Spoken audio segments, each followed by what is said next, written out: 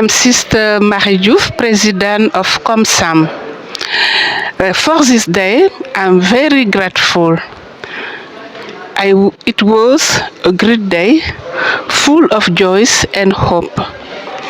We ask ourselves a great question: how consecrated life can help Africa to grow as it was in Europe.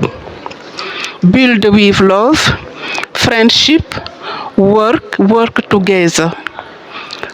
And the hope will help us to have a better life in Africa, and consecrated life will show the way to do best.